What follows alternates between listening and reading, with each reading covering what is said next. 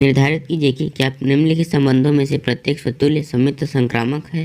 तो हमें इसमें ज्ञात करना है कि यहाँ पर दिया हुआ संबंध स्वतुल्य सम्मिश्र संक्रामक है या फिर नहीं। तो पहला है समुच्चय ए बराबर 1 से लेकर 14 तक की संख्या में संबंध R इस प्रकार परिभाषित है कि R बराबर x, y जहाँ पर 3x ऋण y बराबर 0 है। तो हमें इसे बताना है कि यहाँ पर ये स्वतुल्य सम्मिश्र संक्रामक है या फिर नहीं। तो हम यहाँ पर लिखेंगे दिए है समुच्चय ए बराबर 1 से लेकर 14 तक की संख्या तथा R बराबर x, y जहाँ पर 3x ऋण y बराबर 0 है।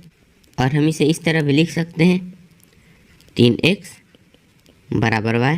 तो हम इसे रोस्टर रूप में लिखेंगे और इससे हम x और y के मान ज्ञात करेंगे। तो जब हम इसमें x का मान रखेंगे तो हम y का मान प्राप्त होगा। तो हम समुच्चय a से x का मान रखेंगे जिससे हमें y का मान प्राप्त हो जाएगा। तो जब हम इसमें x की जगह में 1 रखेंगे तो यहाँ पर ये हो जाएगा 1 बराबर y। तो यहाँ पर 3 बराबर y। तो जब हमने इसमें x की जगह में 1 रखा तो y का मान मिला है 3। तो यहाँ पर आ जाएगा 1, 3। इसी तरह से जब हम x की जगह में 2 रखेंगे तो यहाँ पर y का मान आ जाएगा 6।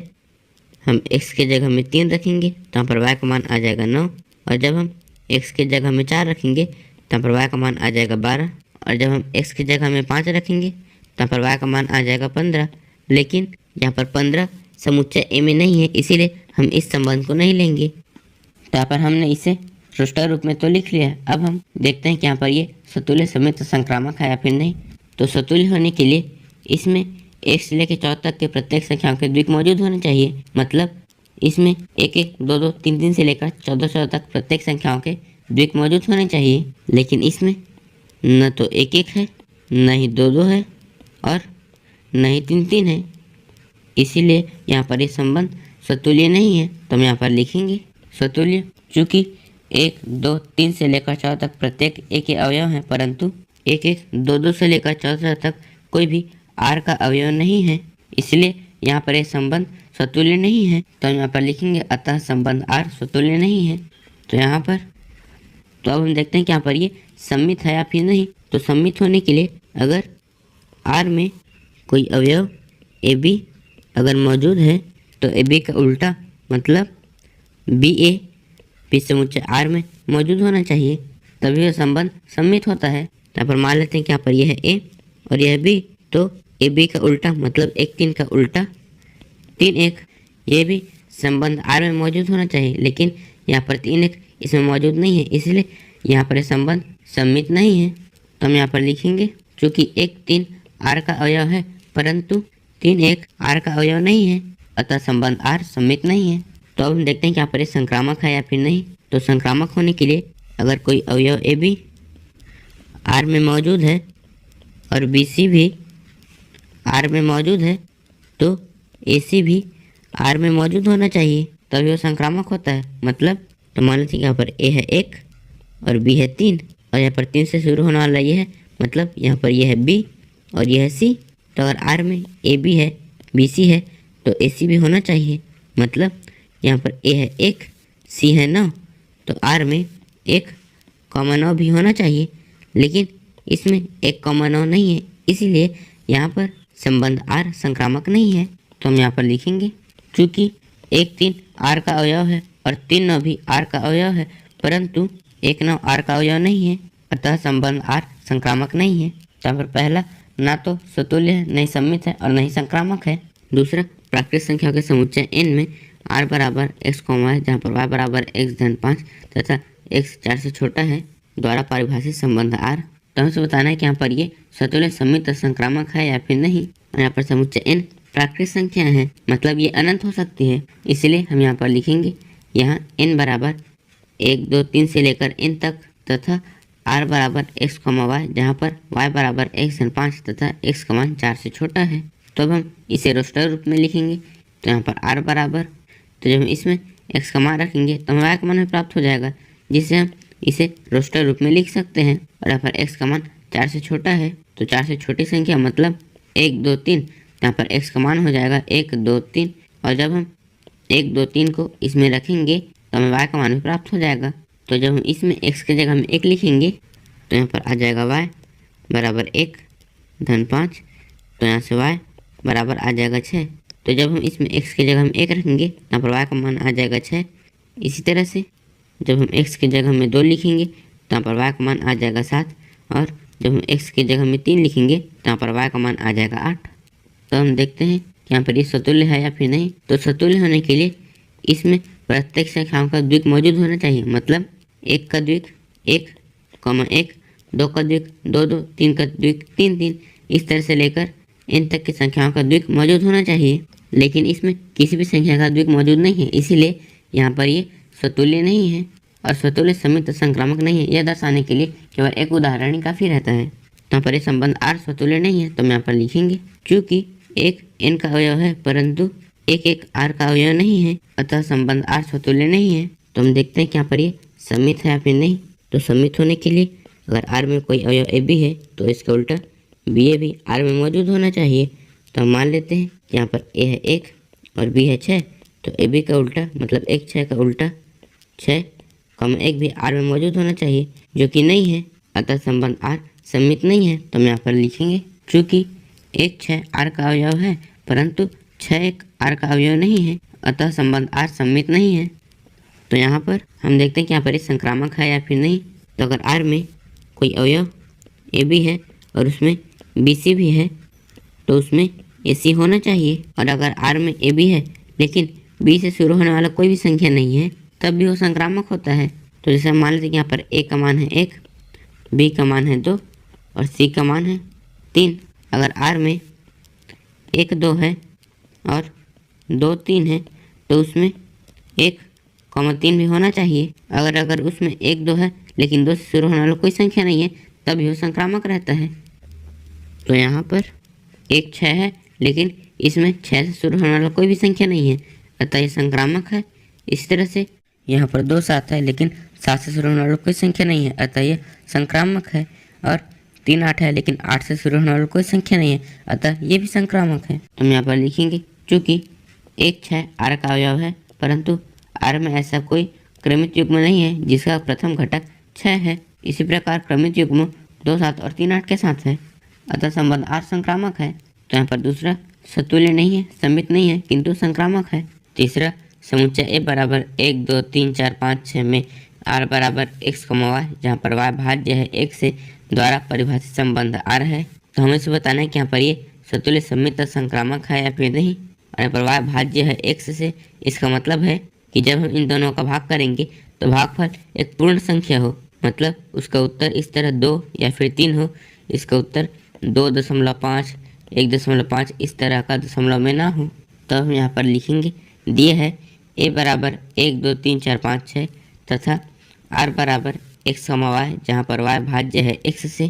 तो अब हम इसे रोस्टर रूप में लिखेंगे। तो यहाँ पर R बराबर, तो यहाँ पर y भाज्य है x से, तो हम इसे रोस्टर रूप में लिखेंगे। तो यहाँ पर 1 से 1 भाज्य है, इसी तरह से 1 से 2 भी भाज्य है, इसी तरह से 1 से 3 भी भाज्य है, 1 से 4 भी भाज्य है, 1 से 5 भी भाज्य है और 1 से 6 भी भाज्य है। इस तरह से 2 से 2 तो भाज्य है ही, 2 से 4 भी भाज्य है और 2 से 6 भी भाज्य है। इसी तरह से 3 से 3 तो भाज्य है ही, यहाँ पर 3 से 6 भी भाज्य है और 4 से 4 भी भाज्य है, 5 से 5 भी भाज्य है और 6 से 6 भी भाज्य है। तो हम देखते हैं कि यहाँ पर ये स्वतुल्य है या फिर नहीं। तो स्वतुल्य होने के लिए R में प्रत्येक संख्याओं के द्विक मौजूद होने चाहिए। तो जैसे 1 का द्विक 1, 1, 2 का द्विक 2, 2, इसी तरह से 6, 6 तक प्रत्येक के द्विक इसमें मौजूद होने चाहिए। यहाँ पर 1 1 है, 2 2 है, 3 3 है, 4 4 है, 5 5 है और 6 6 भी है।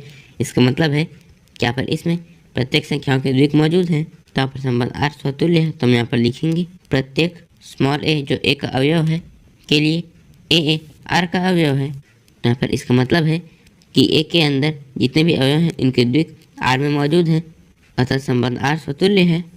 तो यहाँ पर हम देखते हैं कि यहाँ पर समित है या फिर नहीं। तो समित होने के लिए अगर R में कोई अवयव AB है तो उसका उल्टा BA भी मौजूद होना चाहिए। तो हम मान लेते हैं कि यहाँ पर A है 1 और B है 2, तो AB का उल्टा मतलब 1 2 का उल्टा 2 1 भी R में मौजूद होना चाहिए। लेकिन यहाँ पर R में 2 1 मौजूद ही नहीं है, इसलिए यहाँ पर संबंध R समित नहीं है। तो हम यहाँ पर लिखेंगे चूँकि 1 2 R का अवयव है परंतु 2 1 R का अवयव नहीं है, अतः संबंध R सममित नहीं है। तो हम देखते हैं कि यहाँ पर ये संक्रामक है या फिर नहीं। तो संक्रामक होने के लिए अगर R में कोई अवयव AB है और उसमें BC है तो उसमें AC होना चाहिए, तभी वह संबंध संक्रामक रहता है। और यहाँ पर संख्याओं के द्विक मतलब 1 1, 2 2, 3 3, 4 4, 5 5, 6 6 हमेशा संक्रामक होते हैं। तो हम बाकी संख्याओं के देखते हैं। तो यहाँ पर 1 2 है और 2 से शुरू होने वाली संख्या 2 4, तो इसमें 1 4 भी होना चाहिए जो कि है, अतः ये संक्रामक है। इस तरह से यहाँ पर 1 3 है और 3 से शुरू होने वाली संख्या 3 6, तो इसमें 1 6 भी होना चाहिए जो कि है, अतः संक्रामक है। और 1 4 है और 4 से शुरू होने वाली संख्या 4 4, तो इसमें 1 4 भी होना चाहिए जो कि है। और 1 5 और इसमें 5 से शुरू होने वाली संख्या 5 5, तो इसमें 1 5 भी होना चाहिए जो कि है। इस तरह से 1 6 और 6 से शुरू होने वाली संख्या 6 6, तो इसमें 1 6 भी होना चाहिए जो कि है, अतः ये संक्रामक है। और यहाँ पर 2 4 है, 4 से शुरू होने वाली संख्या 4 4, तो इसमें 2 4 भी होना चाहिए जो कि है। और यहाँ पर 2 6 है और 6 से शुरू होने वाली संख्या 6 6, तो इसमें 2 6 भी होना चाहिए जो कि है। इस तरह से 3 6 और 6 से शुरू होने वाली संख्या 6 6, तो इसमें 3 6 भी होना चाहिए जो कि है, अतः संबंध R संक्रामक है। तो हम यहाँ पर लिखेंगे प्रत्येक AB R का अवयव है तथा BC R का अवयव है के लिए AC R का अवयव है, अतः संबंध R संक्रामक है। तो यहाँ पर ये स्वतुल्य है, संक्रामक है किंतु सममित नहीं है। चौथा, समस्त पूर्णांकों के समुच्चय Z में R बराबर x, y, जहाँ पर x माइनस y एक पूर्णांक है, द्वारा परिभाषित संबंध R। तो हमें इसे बताना है कि यहाँ पर ये स्वतुल्य, सममित तथा संक्रामक है या फिर नहीं। तो हम यहाँ पर लिखेंगे यहाँ R बराबर x, y, जहाँ पर x माइनस y एक पूर्णांक है। और यहाँ पर हम इसे रोस्टर रूप में नहीं बदल सकते, इसलिए हम इसे बिना रोस्टर रूप में बदले हुए ही हल करेंगे। तो पहले हम देखते हैं कि यहाँ पर ये स्वतुल्य है या फिर नहीं।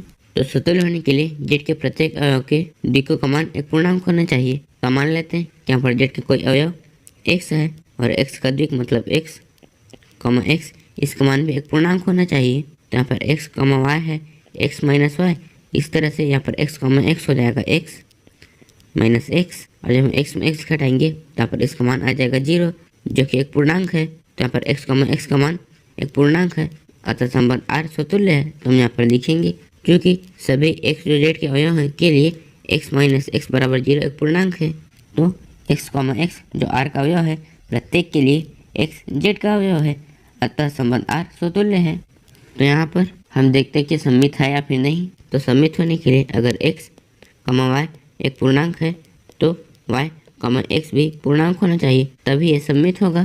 तो यहाँ पर x, y का मतलब है x माइनस y, फिर हम इसमें से माइनस कॉमन लेंगे तो यहाँ पर आ जाएगा ऋण y ऋण x। तो हम इसे इस तरह भी लिख सकते हैं y ऋण x। तो यहाँ पर x, y का मतलब है x माइनस y, तो इस तरह से y माइनस x का मान हो जाएगा y, x। तो यहाँ पर x, y भी एक पूर्णांक है और y, x भी एक पूर्णांक है, इसका मतलब है कि यहाँ पर ये सममित है। तो हम यहाँ पर लिखेंगे माना x, y Z का अवयव इस प्रकार है कि x, y R का अवयव है। तो यहाँ पर x, y R का अवयव है, इसका मतलब है कि यहाँ पर x माइनस y एक पूर्णांक है।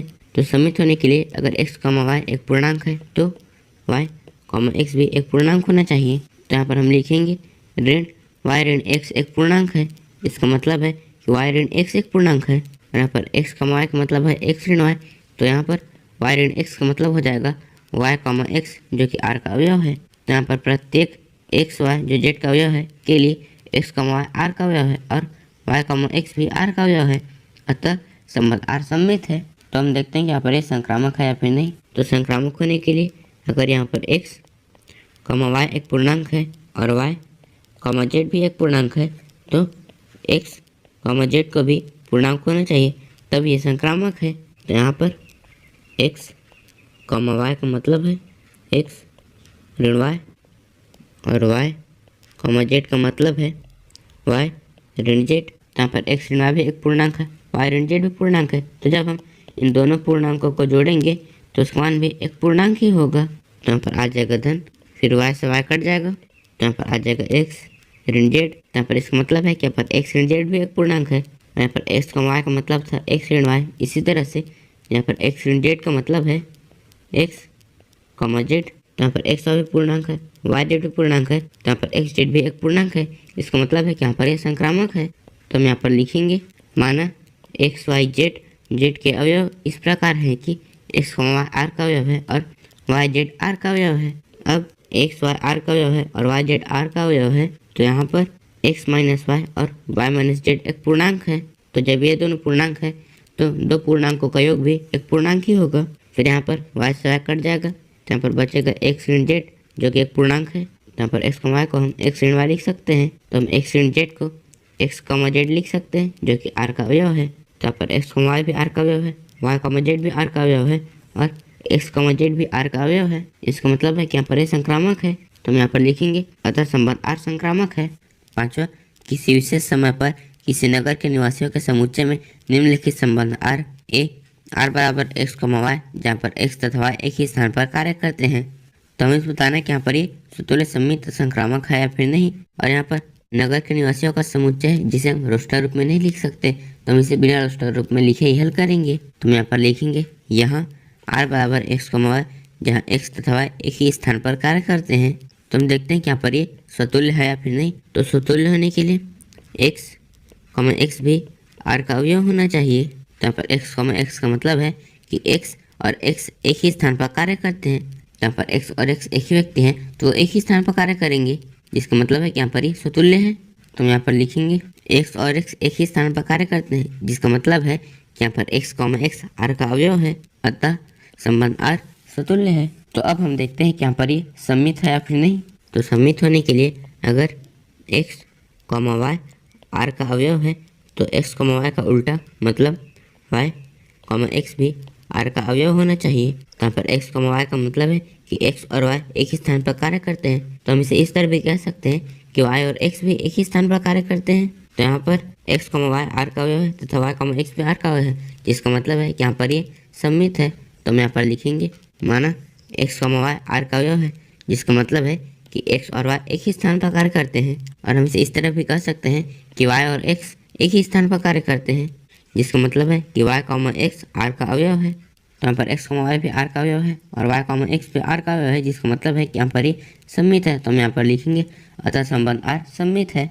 तो हम देखते हैं कि यहाँ पर ये संक्रामक है या फिर नहीं। तो संक्रामक होने के लिए अगर एक्स वाई आर का अवयव है और वाई जेड भी आर का अवयव है, तो एक्स जेड भी आर का अवयव होना चाहिए। तो यहाँ पर एक्स वाई जेड है, तो यहाँ पर इसका मतलब है कि यहाँ पर एक्स और वाई एक ही स्थान पर कार्य करते हैं। और यहाँ पर इसका मतलब है कि यहाँ पर वाई और जेड एक ही स्थान पर कार्य करते हैं। तो यहाँ पर ये तीनों एक ही स्थान पर कार्य करते हैं, तो जाहिर सी बात है कि यहाँ पर एक्स और जेड भी एक ही स्थान पर कार्य करते हैं। तो यहाँ पर इसका मतलब है कि यहाँ पर एक्स जेड भी आर का अवयव है, अतः संबंध आर संक्रामक है। तो हम यहाँ पर लिखेंगे माना एक्स वाई आर का अवयव है तथा वाई जेड आर का अवयव है। तो यहाँ पर इसका मतलब है कि एक्स और वाई एक ही स्थान पर कार्य करते हैं, तथा यहाँ पर इसका मतलब है कि वाई और जेड भी एक ही स्थान पर कार्य करते हैं। तो यहाँ पर ये तीनों एक ही स्थान पर कार्य करते हैं, तो जाहिर सी बात है कि एक्स और जेड भी एक ही स्थान पर कार्य करते हैं। और यहाँ पर इसका मतलब है कि एक्स जेड आर का अवयव है, अतः संबंध आर संक्रामक है। तो यहाँ पर ये स्वतुल्य सम्मित संक्रामक तीनों हैं। तो हम बी हल करेंगे। तो यहाँ पर बी है आर बराबर एक्स वाई, जहाँ पर एक्स तथा वाई एक ही मोहल्ले में रहते हैं। यहाँ पर ए जैसा ही है, बस इसमें एक्स तथा वाई एक ही स्थान में कार्य न करके एक्स तथा वाई एक ही मोहल्ले में रहते हैं। तो हम यहाँ पर लिखेंगे यहाँ आर बराबर एक्स वाई, जहाँ पर एक्स तथा वाई एक ही मोहल्ले में रहते हैं। तो मतलब कि यहाँ पर ये स्वतुल्य है फिर नहीं। तो स्वतुल्य होने के लिए एक्स तथा एक्स एक ही मोहल्ले में रहने चाहिए। जहाँ पर एक्स और एक्स एक ही व्यक्ति हैं, तो जाहिर सी बात है कि वो एक ही मोहल्ले में रहेंगे। तो यहाँ पर ये संबंध स्वतुल्य है। तो हम यहाँ पर लिखेंगे एक्स तथा एक्स एक ही मोहल्ले में रहते हैं, जिसका मतलब है कि एक्स आर का अवयव है, अतः संबंध आर स्वतुल्य है। तो हम देखते हैं कि यहाँ पर ये सम्मित है या फिर नहीं। तो पहले हम लिखेंगे माना एक्स वाई आर का अवयव है, जिसका मतलब है कि एक्स तथा वाई एक ही मोहल्ले में रहते हैं। तो यहाँ पर एक्स तथा वाई एक ही मोहल्ले में रहते हैं, तो हम इसे इस तरह भी कह सकते हैं कि वाई तथा एक्स एक ही मोहल्ले में रहते हैं। और इसका मतलब है कि वाई एक्स आर का अवयव है। तो यहाँ पर एक्स वाई आर का अवयव है तथा इसका उल्टा वाई एक्स भी आर का अवयव है, जिसका मतलब है कि यहाँ पर संबंध सम्मित है। तो हम यहाँ पर लिखेंगे अतः संबंध आर सम्मित है। तो हम देखते हैं कि यहाँ पर ये संक्रामक है या फिर नहीं। तो पहले हम लिखेंगे माना एक्स वाई आर का अवयव है तथा वाई जेड आर का अवयव है। तो पर इसका मतलब है कि एक्स और वाई एक ही मोहल्ले में रहते हैं, तथा इसका मतलब है कि वाई और जेड एक ही मोहल्ले में रहते हैं। तो यहाँ पर एक्स वाई जेड तीन व्यक्ति हैं, तो यहाँ पर एक्स और वाई एक ही मोहल्ले में रहते हैं, वाई और जेड भी एक ही मोहल्ले में रहते हैं। तो यहाँ पर ये तीनों जब एक ही मोहल्ले में रहते हैं तो जाहिर सी बात है कि एक्स और जेड भी एक ही मोहल्ले में रहते हैं। तो हम यहाँ पर लिखेंगे एक्स और जेड एक ही मोहल्ले में रहते हैं। तो यहाँ पर इसका मतलब है कि एक्स कॉमा जेड भी आर का अवयव है। तो यहाँ पर एक्स कॉमा वाई भी आर का अवयव है, वाई कॉमा जेड भी आर का अवयव है तथा एक्स कॉमा जेड भी आर का अवयव है, अतः संबंध आर संक्रामक है। तो यहाँ पर लिखेंगे अतः संबंध आर संक्रामक है। तो अब हम सी देखते हैं। तो यहाँ पर सी आर बराबर एक्स कॉमा वाई, जहाँ पर एक्स वाई से ठीक ठीक 7 सेंटीमीटर लंबा है। तो हम यहाँ पर लिखेंगे यहाँ आर बराबर एक्स कॉमा वाई, जहाँ पर एक्स वाई से ठीक ठीक 7 सेंटीमीटर लंबा है। तो अब हम देखते हैं कि यहाँ पर ये सतुल्य है या फिर नहीं। तो सतुल्य होने के लिए एक्स से ठीक ठीक 7 सेंटीमीटर लंबा होना चाहिए। तो यहाँ पर एक्स और एक्स एक ही व्यक्ति है, तो संभव नहीं है कि कोई व्यक्ति खुद से ही लंबा हो। कोई व्यक्ति खुद के बराबर हो सकता है लेकिन खुद से लंबा नहीं हो सकता, जिसका मतलब है कि यहाँ पर ये संबंध सतुल्य नहीं है। तो हम यहाँ पर लिखेंगे एक्स से 7 सेंटीमीटर लंबा नहीं हो सकता, जिसका मतलब है कि यहाँ पर एक्स कॉमा एक्स आर का अवयव नहीं है, अतः संबंध आर सतुल्य नहीं है। तो अब हम देखते हैं कि यहाँ पर ये सममित है या फिर नहीं। तो मान लेते हैं कि यहाँ पर एक्स कॉमा आर का अवयव है, जिसका मतलब है कि यहाँ पर एक्स वाई से ठीक ठीक 7 सेंटीमीटर लंबा है। तो यहाँ पर यह एक्स और यह वाई, यहाँ पर एक्स वाई से 7 सेंटीमीटर लंबा है, तो यहाँ पर इसका उल्टा तो हो नहीं सकता कि वाई एक्स से 7 सेंटीमीटर लंबा हो। यहाँ पर वाई एक्स से 7 सेंटीमीटर छोटा है, तो हम यहाँ पर लिखेंगे वाई एक्स से ठीक ठीक 7 सेंटीमीटर छोटा है, जिसका मतलब है कि यहाँ पर वाई कॉमा एक्स आर का अवयव नहीं है, अतः संबंध आर सममित नहीं है। तो हम देखते हैं कि यहाँ पर ये संक्रामक है या फिर नहीं। तो हम यहाँ पर लिखेंगे माना एक्स कॉमा वाई आर का अवयव है तथा वाई कॉमा जेड आर का अवयव है। यहाँ पर इसका मतलब है कि यहाँ पर एक्स वाई से ठीक ठीक 7 सेंटीमीटर लंबा है तथा इसका मतलब है कि यहाँ पर वाई जेड से ठीक ठीक 7 सेंटीमीटर लंबा है। तो यहाँ पर यह एक्स, यह वाई और यह जेड।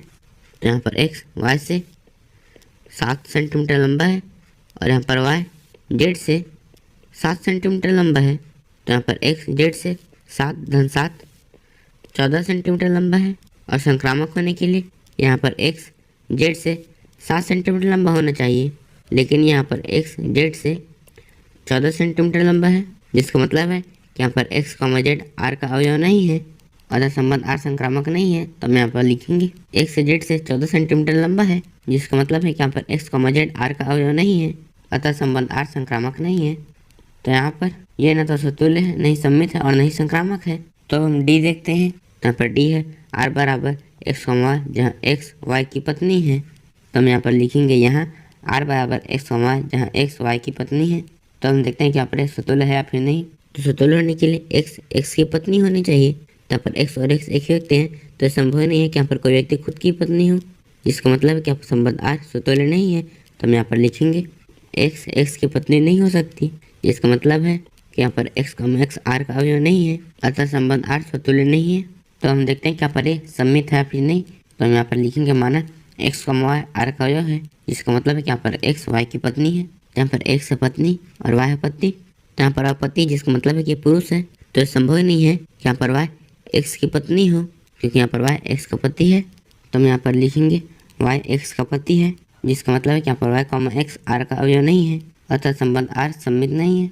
तो यहाँ पर हम देखते हैं कि यहाँ पर ये संक्रामक है फिर नहीं। तो संक्रामक होने के लिए हमें मानना पड़ता है कि यहाँ पर एक्स कॉमा आर का अवयव है, जिसका मतलब है कि यहाँ पर एक्स पत्नी है, वाई पति है तथा वाई कॉमा जेड आर का अवयव है। यहाँ पर इसका मतलब है कि वाई पत्नी है, जेड पति है, लेकिन यहाँ पर ये संभव ही नहीं है, क्योंकि यहाँ पर वाई पति है, जिसका मतलब है कि पुरुष है, लेकिन इसमें वाई पत्नी है। तो कोई व्यक्ति खुद ही पति और खुद ही पत्नी तो हो ही नहीं सकता। तो अगर एक्स का वाई से संबंध है तो वाई का जेड से संबंध हो ही नहीं सकता।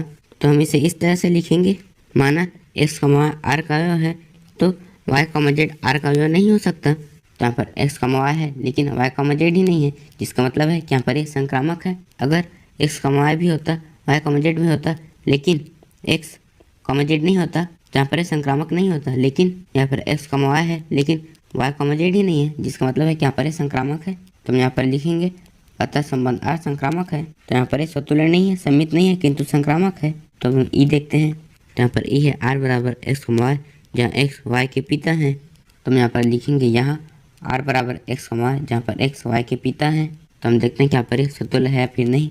तो सतुल्य होने के लिए एक्स एक्स के पिता होने चाहिए। तो यहाँ पर एक्स और एक्स एक ही व्यक्ति हैं, तो यहाँ पर संभव नहीं है कि कोई व्यक्ति खुद का ही पिता हो। यहाँ पर इसका मतलब है कि x, x r का अवयव नहीं है, अतः संबंध r स्वतुल्य नहीं है। तो हम यहाँ पर लिखेंगे x के पिता नहीं हो सकते, जिसका मतलब है कि यहाँ पर x, x r का अवयव नहीं है, अतः संबंध r स्वतुल्य नहीं है। तो अब हम देखते हैं क्या पर ये सममित है या फिर नहीं। तो मान लेते हैं कि यहाँ पर x, y r का अवयव है, जिसका मतलब है कि यहाँ पर x y के पिता है। यहाँ पर x है पिता, y है पुत्र। तो यहाँ पर x y के पिता है, तो इसका उल्टा मतलब y x का पिता नहीं हो सकता, क्योंकि यहाँ पर y तो पुत्र है।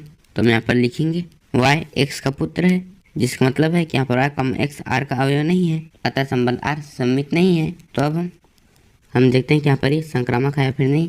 तो मान लेते हैं कि यहाँ पर x, y r का अवयव है तथा y, z भी r का अवयव है। तो यहाँ पर इसका मतलब है कि x y के पिता है तथा इसका मतलब है कि y z के पिता है। तो यहाँ पर ये x, ये है y, ये है z। तो यहाँ पर इसका मतलब है कि x y के पिता है और यहाँ पर इसका मतलब है कि y z का पिता है। तो यहाँ पर x y के पिता है और y z के पिता है। तो यहाँ पर x और z में दादा पोते का संबंध है, न कि पिता और पुत्र का। तो यहाँ पर इसका मतलब है कि x है दादा, y है पिता तथा z है पुत्र।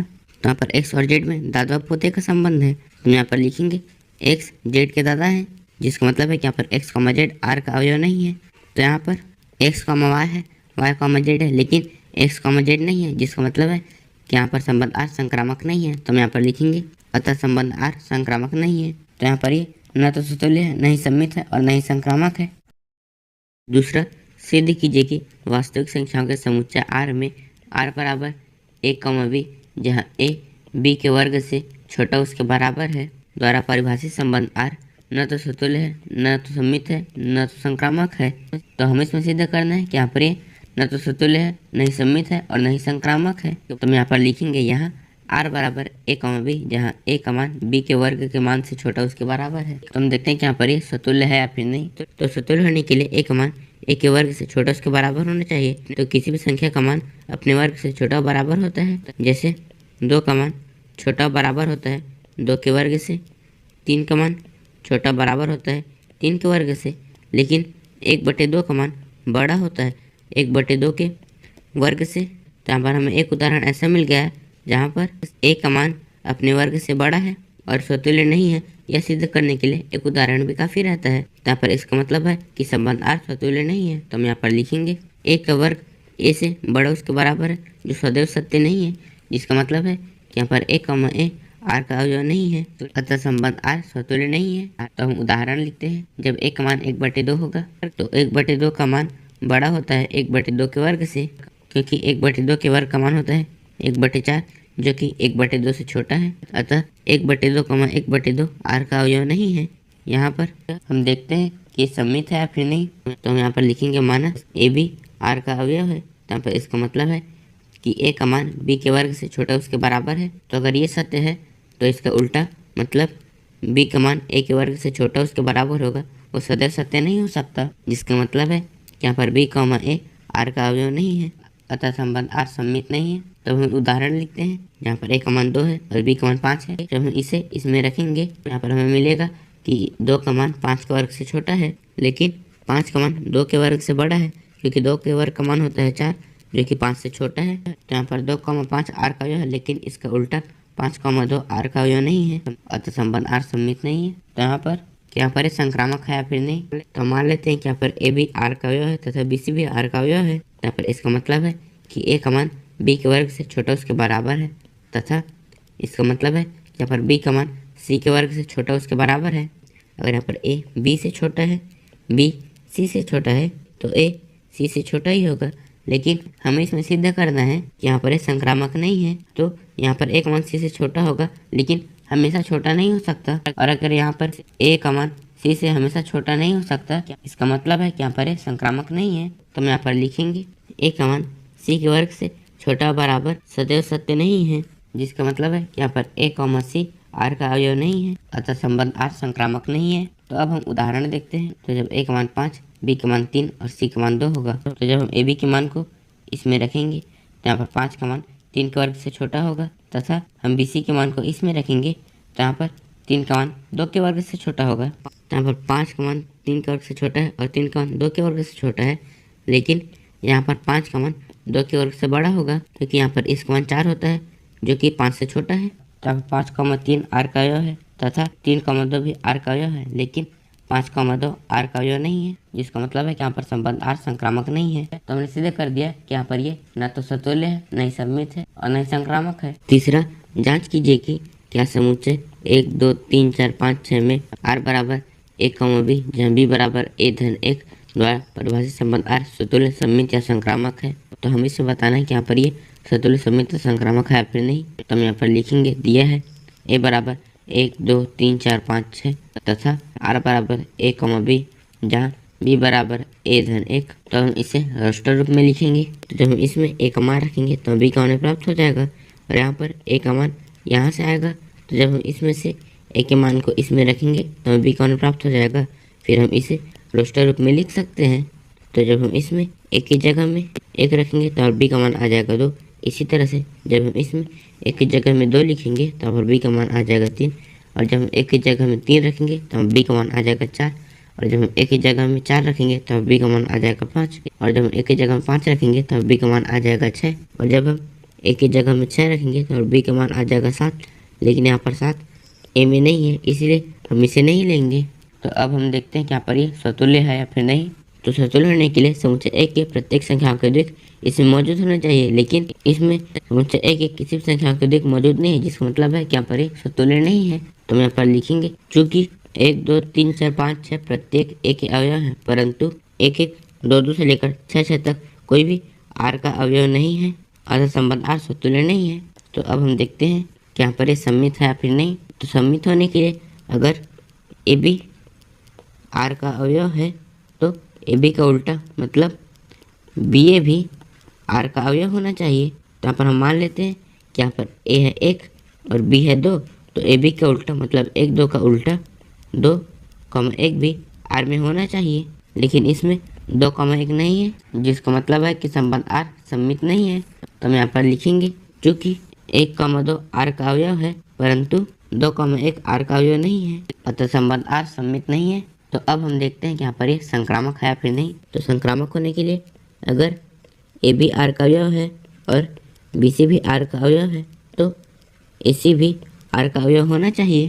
तो यहाँ पर हम मान लेते हैं कि यहाँ पर यह है A, यह है B और B से शुरू होने वाला मतलब 2 से शुरू होने वाला संख्या ये, तो यहाँ पर ये हो जाएगा B और ये C। तो यहाँ पर AB भी है, BC भी है, तो AC भी होना चाहिए, मतलब यहाँ पर 1,3 भी होना चाहिए। लेकिन इसमें 1,3 नहीं है, जिसका मतलब है कि यहाँ पर संबंध R संक्रामक नहीं है। तो हम यहाँ पर लिखेंगे, चूँकि 1,2 R का अवयव है और 2,3 R का अवयव है, परंतु 1,3 R का अवयव नहीं है, अतः संबंध R संक्रामक नहीं है। तो यहाँ पर दिया गया संबंध न तो सतुल्य है, न ही सम्मित है और न ही संक्रामक है। चौथा, सिद्ध कीजिए कि R में R बराबर a, जहाँ a B से छोटा उसके बराबर है द्वारा परिभाषित संबंध R सतुल्य तथा संक्रामक है, किंतु सम्मित नहीं है। तो हमें से बताना है कि यहाँ पर ये सतुल्य तथा संक्रामक है किंतु सम्मित नहीं है। तो हम यहाँ पर लिखेंगे, यहाँ R बराबर a, जहाँ a B से छोटा उसके बराबर है।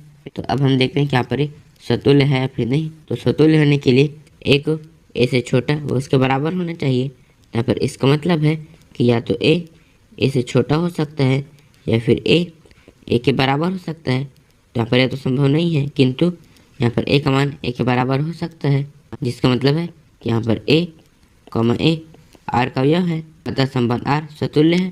तो हम यहाँ पर लिखेंगे, यहाँ a बराबर a हो सकता है, जिसका मतलब है कि यहाँ पर a, a R का अवयव है, अतः संबंध R सतुल्य है। तो हम देखते हैं कि यहाँ पर ये सम्मित है या फिर नहीं। यहाँ पर हम मान लेते हैं कि a, b R का अवयव है, जिसका मतलब है कि यहाँ पर a B से छोटा व उसके बराबर है। जहाँ पर यह है A और यह है B, तो यहाँ पर A B से छोटा है, लेकिन इसका उल्टा मतलब B A से छोटा नहीं हो सकता, क्योंकि यहाँ पर B A से बड़ा है। तो हम यहाँ पर लिखेंगे B A से बड़ा उसके बराबर है, जिसका मतलब है कि यहाँ पर B, A R का अवयव नहीं है, अतः संबंध R सम्मित नहीं है। तो अब हम देखते हैं कि यहाँ पर ये संक्रामक है या फिर नहीं। तो हम मान लेते हैं कि यहाँ पर AB R का अवयव है तथा BC भी R का अवयव है। तो यहाँ पर इसका मतलब है कि यहाँ पर A B से छोटा व उसके बराबर है, तथा यहाँ पर इसका मतलब है कि यहाँ पर B C से छोटा व उसके बराबर है। तो यहाँ पर यह है A, यह है B और यह है C। तो यहाँ पर A B से छोटा है, B C से छोटा है, जिसका मतलब है कि यहाँ पर ए सी से छोटा ही है। तो हम यहाँ पर लिखेंगे यहाँ ए का मान सी से छोटा उसके बराबर है, जिसका मतलब है कि यहाँ पर ए कॉमा सी आर का अवयव है, अतः संबंध आर संक्रामक है। तो यहाँ पर हमने सिद्ध कर दिया कि ये सतुल्य है, संक्रामक है, किंतु सममित नहीं है। जांच कीजिए कि क्या आर में आर बराबर ए कॉमा बी, जहाँ ए बी की घात 3 से छोटा उसके बराबर है, द्वारा परिभाषित संबंध स्वतुल्य, सममित अथवा संक्रामक है। तो हमें से बताना है कि यहाँ पर ये स्वतुल्य, सममित अथवा संक्रामक है या फिर नहीं। तो हम यहाँ पर लिखेंगे यहाँ आर बराबर ए कॉमा बी, जहाँ ए बी की घात 3 से छोटा उसके बराबर है। तो अब हम देखते हैं कि यहाँ पर ये स्वतुल्य है या फिर नहीं। तो स्वतुल्य होने के लिए ए का मान ए की घात 3 से छोटा उसके बराबर होना चाहिए। तो इसे ज़्यादातर तो होता है कि यहाँ पर ए की घात 3 से छोटा उसके बराबर हो। जैसे 2 का मान छोटा होता है 2 की घात 3 से, 3 का मान छोटा होता है 3 की घात 3 से, लेकिन 1/2 का मान बड़ा होता है 1/2 की घात 3 से, क्योंकि इसका मान होता है 1/8 जो कि 1/2 से छोटा है। तो पर ज़्यादातर ए की घात 3 से छोटा उसके बराबर होता है, लेकिन सदैव नहीं होता, जिसका मतलब है कि यहाँ पर ए आर का अवयव नहीं है, अतः संबंध आर स्वतुल्य नहीं है। तो हम यहाँ पर लिखेंगे ए की घात 3 से छोटा बराबर है, सदैव सत्य नहीं है, जिसका मतलब है कि यहाँ पर ए आर का अवयव नहीं है, अतः संबंध आर स्वतुल्य नहीं है। तो अब हम उदाहरण देखते हैं। तो जब ए का मान 1/2 होगा, जहाँ पर 1/2 का मान बड़ा होता है 1/2 की घात 3 से, क्योंकि यहाँ पर इसका मान होता है 1/8 जो कि 1/2 से छोटा है, अतः 1/2 आर का अवयव नहीं है, अतः संबंध आर स्वतुल्य नहीं है। तो हम देखते हैं कि यहाँ पर ये सममित है या फिर नहीं। तो हम मान लेते हैं कि यहाँ पर ए बी आर का अवयव है, जिसका मतलब है कि यहाँ पर ए बी की घात 3 से छोटा है।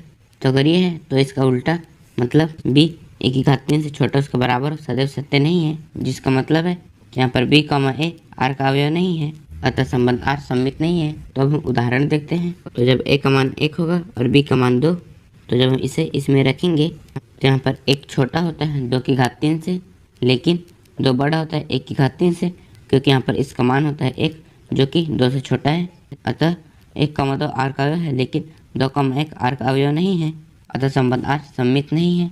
तो हम देखते हैं कि यहाँ पर ये संक्रामक है या फिर नहीं। तो हम मान लेते हैं कि यहाँ पर ए बी आर का अवयव है तथा बी सी भी आर का अवयव है। तो यहाँ पर इसका मतलब है कि ए बी की घात 3 से छोटा उसके बराबर है, तथा इसका मतलब है कि यहाँ पर बी सी की घात 3 से छोटा उसके बराबर है। यहाँ पर ए बी की घात 3 से छोटा उसके बराबर है, बी सी की घात 3 से छोटा उसके बराबर है, लेकिन ए सी की घात 3 से छोटा उसके बराबर हो, ये सदैव सत्य नहीं है। तो हम यहाँ पर लिखेंगे ए सी की घात 3 से छोटा उसके बराबर हो, सदैव सत्य नहीं है, जिसका मतलब है कि यहाँ पर ए सी आर का अवयव नहीं है, अतः संबंध आर संक्रामक नहीं है। तो अब हम उदाहरण देखते हैं। तो जब ए का मान 9, बी का मान 3 और सी का मान 2 है, तो हम ए बी के मान को इसमें रखेंगे, जहाँ पर 9 का मान 3 की घात 3 से छोटा है, तथा हम बी सी के मान को इसमें रखेंगे, जहाँ पर 3 का मान 2 की घात 3 से छोटा है, जहाँ पर 9 3 की घात 3 से छोटा है और 3 2 की घात 3 से छोटा है, लेकिन यहाँ पर 9 2 की घात 3 से बड़ा है, क्योंकि यहाँ पर इसका मान होता है 8 जो कि 9 से छोटा है, अतः 9,3 आर का अवयव है तथा 3,2 भी आर का अवयव है, लेकिन 9,2 आर का अवयव नहीं है, अतः संबंध आर संक्रामक नहीं है। तो यहाँ पर दिया गया संबंध न तो स्वतुल्य है, न ही सममित है और न ही संक्रामक है। छठवां, सिद्ध कीजिए कि समुच्चय 1, 2, 3 में आर बराबर 1,2, 2,1 द्वारा प्रदत्त संबंध आर सममित है, किंतु न तो स्वतुल्य है और न संक्रामक है। तो हमें सिद्ध करना है कि यहाँ पर ये सममित है लेकिन स्वतुल्य नहीं है और संक्रामक नहीं है, और यहाँ पर हम इसे ए मानेंगे। तो हम यहाँ पर लिखेंगे माना ए बराबर 1, 2, 3 तथा आर बराबर 1,2, 2,1। तो अब हम देखते हैं कि यहाँ पर ये स्वतुल्य है या फिर नहीं। तो स्वतुल्य होने के लिए इनके द्विक इसमें मौजूद होने चाहिए, मतलब 1 का द्विक 1,1, 2 का द्विक 2,2 और 3 का द्विक 3,3 इसमें मौजूद होना चाहिए, लेकिन इसमें किसी के भी द्विक मौजूद नहीं है, जिसका मतलब है कि यहाँ पर संबंध आर स्वतुल्य नहीं है।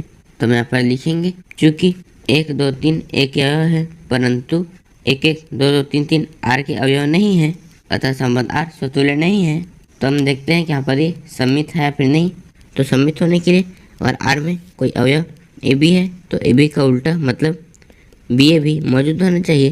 तो यहाँ पर हम मान लेते हैं कि ए है 1, बी है 2, तो ए बी का उल्टा मतलब 1 2 का उल्टा 2, 1 भी आर में मौजूद है, जिसका मतलब है कि यहाँ पर संबंध आर सममित है। तो हम यहाँ पर लिखेंगे चूँकि 1 2 आर का अवयव है तथा 2 1 भी आर का अवयव है, अतः संबंध आर सममित है। तो यहाँ पर हम देखते हैं कि यह संक्रामक है या फिर नहीं। तो संक्रामक होने के लिए अगर आर में कोई अवयव ए बी है और बी सी है तो उसमें ए सी भी होना चाहिए, तभी वह संबंध संक्रामक होता है। तो यहाँ पर हम मान लेते हैं कि यहाँ पर ए है 1, बी है 2, तो यहाँ पर बी से शुरू होने वाला मतलब 2 से शुरू होने वाला ये है, तो यहाँ पर ये है बी और ये है सी, तो यहाँ पर ए बी भी है, बी सी भी है, तो ए सी भी होना चाहिए मतलब 1 1 भी होना चाहिए। लेकिन इसमें 1 1 नहीं है, जिसका मतलब है कि यहाँ पर संबंध आर संक्रामक नहीं है। तो हम यहाँ पर लिखेंगे चूँकि 1 2 आर का अवयव है और 2 1 भी आर का अवयव है, परंतु 1 1 आर का अवयव नहीं है, अतः संबंध आर संक्रामक नहीं है। तो यहाँ पर हमने सिद्ध कर दिया कि दिया गया संबंध सममित है किंतु सतुल्य नहीं है और संक्रामक नहीं है। 7वां, सिद्ध कीजिए कि किसी कॉलेज के पुस्तकालय की समस्त पुस्तकों के समुच्चय ए में आर बराबर x y, जहाँ x तथा y में पेजों की संख्या समान है, द्वारा प्रदत्त संबंध आर एक तुल्यता संबंध है। तो पर कॉलेज का एक पुस्तकालय है जहाँ पर सभी पुस्तक क्या है, एक समुच्चय है, और यहाँ पर x और y पुस्तक है जिनमें संबंध इस प्रकार है कि x तथा y में पेजों की संख्या समान है। तो हमें इस बताना है कि यहाँ पर दिया गया संबंध आर एक तुल्यता संबंध है। तो कोई संबंध तुल्यता संबंध तभी होता है जब वो स्वतुल्य, सममित तथा संक्रामक तीनों हो। तो हमें इसमें सिद्ध करना है कि यहाँ पर दिया गया संबंध स्वतुल्य, सममित तथा संक्रामक तीनों है। तो हम यहाँ पर लिखेंगे यहाँ r बराबर x y, जहाँ x तथा y में पेजों की संख्या समान है।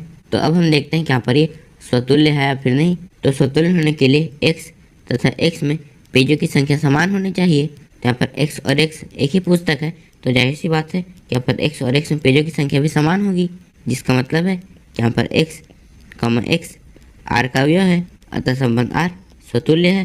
तो हम यहाँ पर लिखेंगे x तथा x में पेजों की संख्या समान है, जिसका मतलब है कि यहाँ पर x r का अवयव है, अतः संबंध r स्वतुल्य है। तो हम देखते हैं कि यहाँ पर ये सममित है या फिर नहीं। तो हम मान लेते हैं कि यहाँ पर x y r का अवयव है, तो यहाँ पर इसका मतलब है कि x तथा y में पेजों की संख्या समान है। तो यहाँ पर x तथा y में पेजों की संख्या समान है, इसे हम इस तरह से भी कह सकते हैं कि y तथा x में पेजों की संख्या समान है। तो यहाँ पर इसका मतलब है कि y x r का अवयव है, तो यहाँ पर x y r का अवयव है, और इसका उल्टा मतलब y x भी r का अवयव है, अतः संबंध r सममित है। तो हम यहाँ पर लिखेंगे अतः संबंध r सममित है।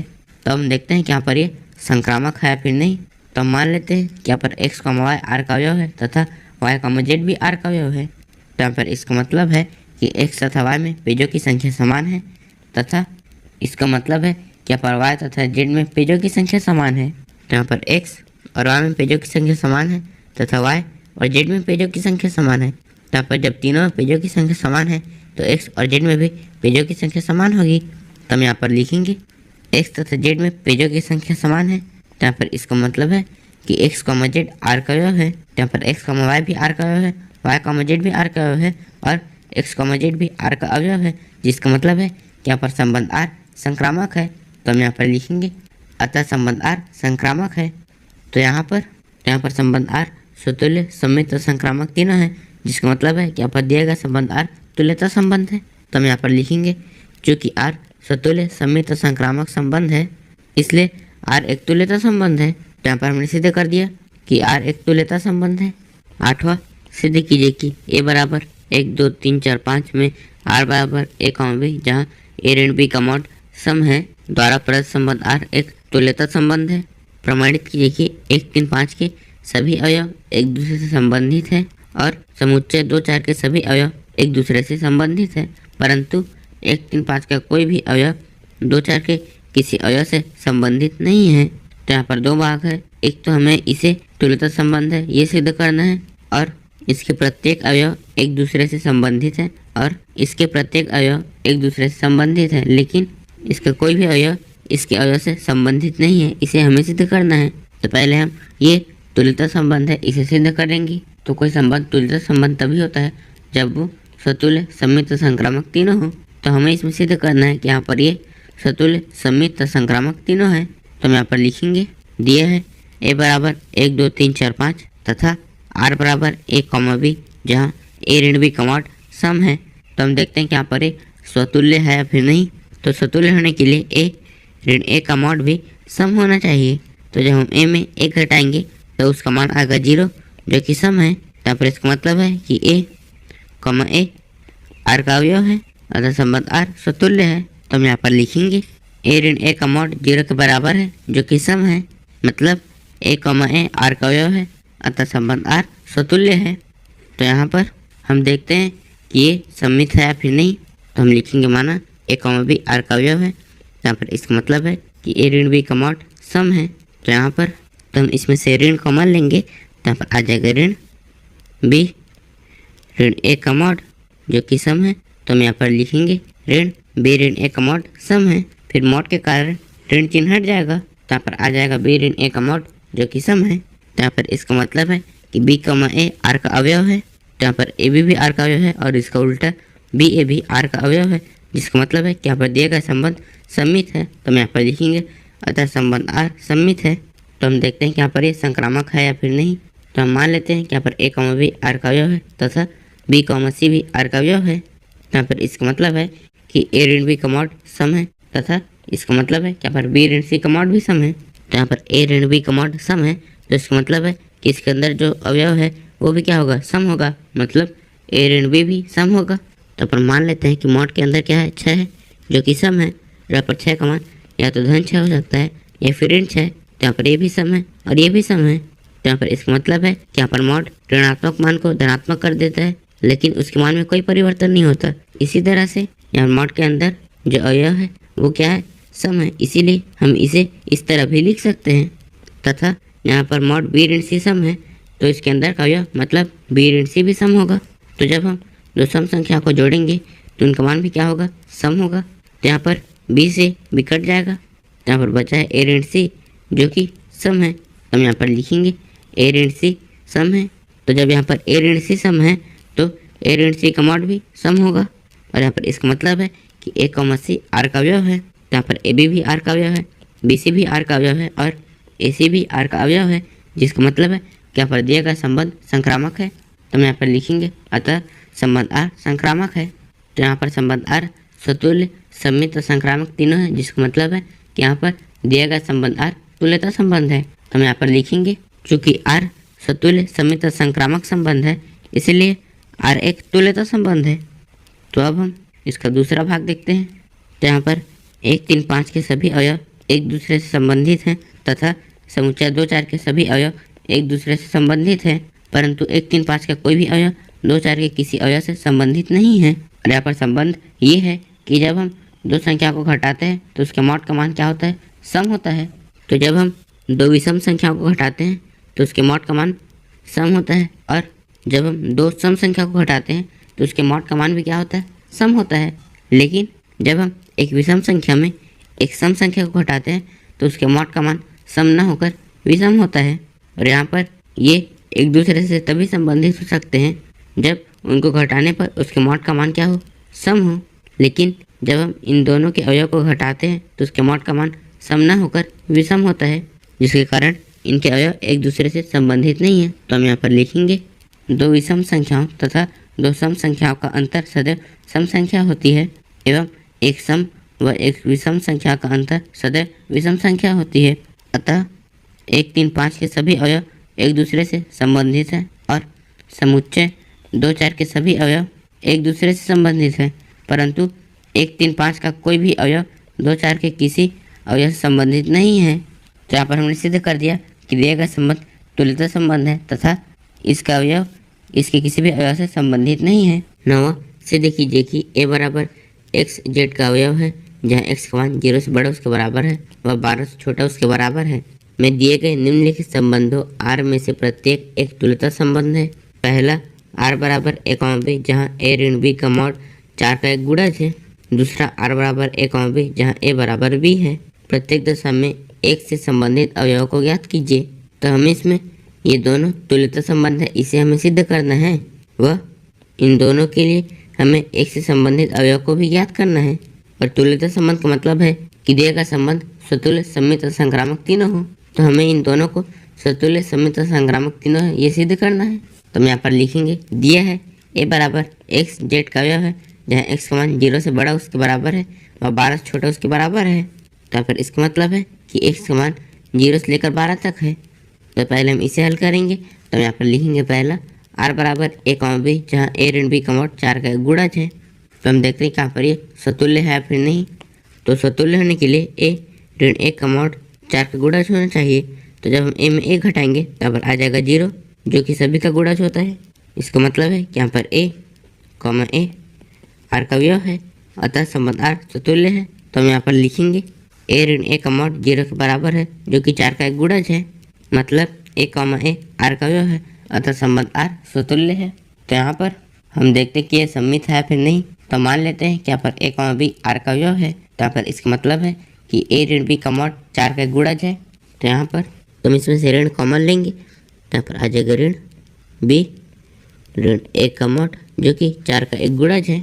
तो मोड के कारण ऋण चिन्ह हट जाएगा। तो यहाँ पर आ जाएगा बी ऋण 1 का मोड, जो कि 4 के गुणज है। यहाँ पर इसका मतलब है कि बी कॉमा ए आर का अवयव है। तो यहाँ पर ए बी भी आर का अवयव है और इसका उल्टा बी ए भी आर का अवयव है, जिसका मतलब है कि यहाँ पर दिया गया संबंध सम्मित है। तो हम देखते हैं कि यहाँ पर ये संक्रामक है या फिर नहीं। तो हम मान लेते हैं कि यहाँ पर ए कॉमा बी भी आर का अवयव है तथा बी कॉमा सी भी आर का अवयव है। तो यहाँ पर इसका मतलब है कि ए ऋण बी का मोड 4 का एक गुणज है तथा इसका मतलब है कि यहाँ पर बी ऋण सी का मोड 4 का एक गुणज है।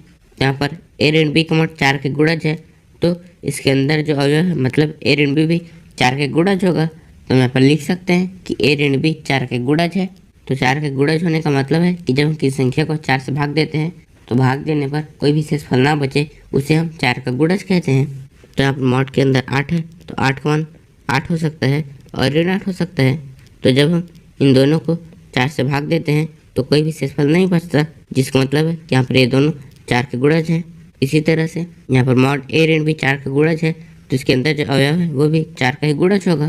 तो हम इसे इस तरह लिख सकते हैं तथा इसके अंदर जो अवयव है वो भी 4 का गुणज होगा। तो यहाँ पर आ जाएगा बी ऋण सी 4 का गुणज है और जब हम इन दोनों को जोड़ेंगे तो भी 4 का गुणज होगा। फिर यहाँ पर बी से बी कट जाएगा तो यहाँ पर बचा है ए ऋण सी जो कि 4 का गुणज है। तो यहाँ पर ए ऋण सी 4 का गुणज है, इसका मतलब है कि यहाँ पर मॉड ए ऋण सी भी 4 का गुणज है। और यहाँ पर इसका मतलब है कि ए कॉमा सी आर का अवयव है, यहाँ पर ए बी भी आर का अवयव है, बी सी भी आर का अवयव है और ए सी भी आर का अवयव है, जिसका मतलब है कि यहाँ पर संबंध आर संक्रामक है। तो हम यहाँ पर लिखेंगे अतः संबंध आर संक्रामक है। तो यहाँ पर दिया गया संबंध स्वतुल्य समित और संक्रामक तीनों है, जिसका मतलब है कि यहाँ पर दिया गया संबंध तुल्यता संबंध है। तो हम यहाँ पर लिखेंगे क्योंकि आर स्वतुल्य समित और संक्रामक संबंध है इसलिए आर एक तुल्यता संबंध है। और यहाँ पर हमें प्रत्येक दशा में एक से संबंधित अवयव को ज्ञात करना है, मतलब हमें इस संबंध के लिए एक के अवयव को ज्ञात करना है। और यहाँ पर संबंध है जब हम दो संख्याओं को घटाते हैं तो उसके मॉड का मान 4 के गुणज है। मतलब मान लेते हैं कि यहाँ पर ए है 1, तो हम 1 में क्या घटाएंगे कि वो संख्या 4 के गुणज हो। तो जब हम 1 में 1 घटाएंगे तो उसका मान आ जाएगा 0 जो कि 4 के गुणज है।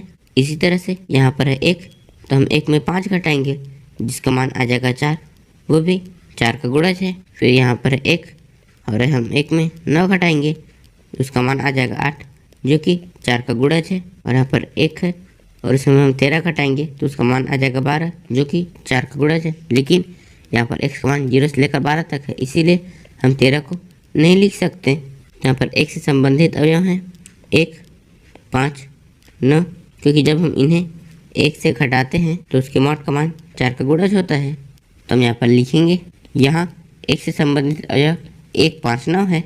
तो हम इसका दूसरा भाग देखते हैं, जहाँ पर दूसरा भाग है r बराबर a कॉमा b, जहाँ a बराबर b है।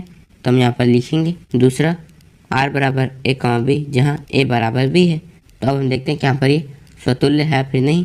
तो स्वतुल्य होने के लिए a बराबर a होना चाहिए। यहाँ पर जब a और a एक ही संख्या है तो जाहिर सी बात है कि इन दोनों का मान भी समान होगा, जिसका मतलब है कि यहाँ पर a कॉमा a r का अवयव है, अतः संबंध r स्वतुल्य है। तो हम यहाँ पर लिखेंगे यहाँ a बराबर a है, जिसका मतलब है कि यहाँ पर a कॉमा a r का अवयव है, अतः संबंध r स्वतुल्य है। तो हम देखते हैं कि यहाँ पर ये सम्मित है फिर नहीं। तो हम मान लेते हैं कि यहाँ पर a कॉमा b r का अवयव है। तो यहाँ पर इसका मतलब है कि a बराबर b है और यहाँ पर ए बराबर बी है, इसका मतलब है कि यहाँ पर ये दोनों बराबर हैं, तो हम ए बराबर बी को बी बराबर ए भी लिख सकते हैं। और बी बराबर ए का मतलब है कि यहाँ पर बी कॉमा ए आर का अवयव है, तो यहाँ पर ए कॉमा बी भी आर का अवयव है, और इसका उल्टा बी कॉमा ए भी आर का अवयव है, जिसका मतलब है कि यहाँ पर संबंध आर सममित है। तो हम यहाँ पर लिखेंगे अतः संबंध आर सममित है। तो हम देखते हैं कि यहाँ पर ये संक्रामक है या फिर नहीं। तो हम मान लेते हैं कि यहाँ पर ए कॉमा बी भी आर का अवयव है तथा बी कॉमा सी भी आर का अवयव है। तो यहाँ पर इसका मतलब है कि यहाँ पर ए बराबर बी है तथा इसका मतलब है कि यहाँ पर बी बराबर सी है। तो यहाँ पर ए बराबर बी है और बी बराबर सी है। तो यहाँ पर जब तीनों बराबर हैं तो जाहिर सी बात है कि यहाँ पर ए भी सी के बराबर होगा। तो हम यहाँ पर लिखेंगे यहाँ पर ए बराबर सी है और इसका मतलब है कि यहाँ पर ए कॉमा सी आर का अवयव है। तो यहाँ पर ए बी भी आर का अवयव है, बी सी भी आर का अवयव है और ए सी भी आर का अवयव है, अतः संबंध आर संक्रामक है। तो हम यहाँ पर लिखेंगे अतः संबंध आर संक्रामक है। तो यहाँ पर दिया गया संबंध सतुल्य संयुक्त संक्रामक तीनों है, जिसका मतलब है कि यहाँ पर संबंध आर तुल्यता संबंध है।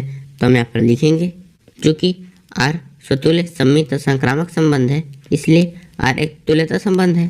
तो अब हम एक से संबंधित अवयव को ज्ञात करेंगे। तो यहाँ पर दूसरा में संबंध इस प्रकार है कि यहाँ पर ए बराबर बी है, तो जब हम ए के जगह हम एक रखेंगे तो बी का मान क्या हो कि वो एक के बराबर होगा।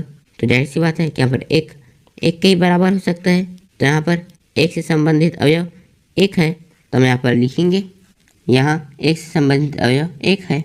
10वां ऐसे संबंध का उदाहरण दीजिए जो पहला सममित हो परंतु न तो सतुल्य हो और न संक्रामक हो। तो हमें इसमें एक ऐसे संबंध का उदाहरण देना है जो सममित हो लेकिन सतुल्य न हो और संक्रामक न हो। तो हम यहाँ पर लिखेंगे माना ए बराबर 1 2 3 एक स्वच्छ अरिक्त समुच्चय है तथा आर ए में परिभाषित है। तो हम इसका उदाहरण लिखेंगे।